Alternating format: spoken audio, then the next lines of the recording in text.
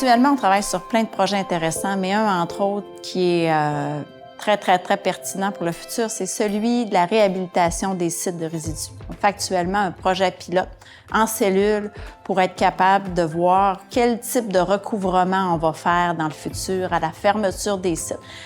La raison pourquoi on fait tous ces tests-là, c'est que, bon, au Québec, des sites de résidus de bauxite, on est les seuls. Les autres, nos confrères sont en Australie. Fait que la recette pour la réhabilitation, elle est à définir. On a des prescriptions à suivre en termes d'imperméabilité, en termes de type de sol.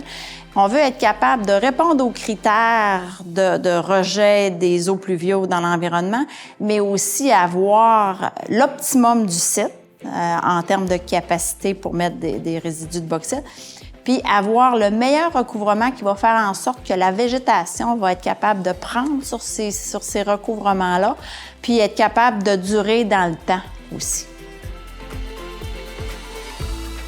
On a besoin de tester différents types de sols, différents types de recouvrements, avoir le meilleur type de végétation. On peut-tu mettre des arbres? Quel type d'herbe, quel type d'herbacées, c'est ça qu'on travaille actuellement. Et quand je dis recouvrement, là, c'est soit une géomembrane, soit de l'argile. Après ça, on met une terre végétale, puis après ça, on va faire des tests d'ensemencement aussi. Fait que, il y a plusieurs choses qu'on teste sur 3 ans, puis l'objectif, c'est qu'on soit capable de réhabiliter progressivement, mais l'enjeu, c'est de le faire en même temps que les opérations. Est-ce que les fossés drainants vont à bonne place? Est-ce que l'opération vient en interférence? C'est quand même très dynamique dans le site actuel.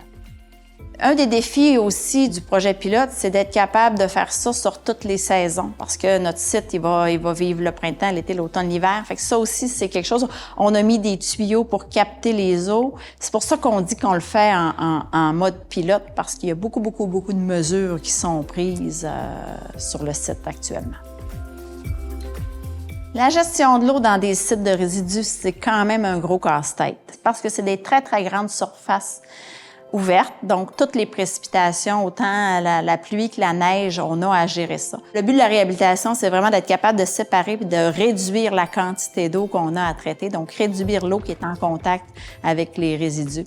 Actuellement, le site de résidus local, l'eau est en circuit fermé puis elle est réintroduite dans le procédé. Le but final, c'est d'être capable d'avoir un recouvrement qui va faire en sorte que l'eau de pluie qui va tomber sur ce site-là va pouvoir aller à l'environnement directement. Ça va être réhabilité autant au niveau visuel qu'au niveau, je devrais dire, hydrique.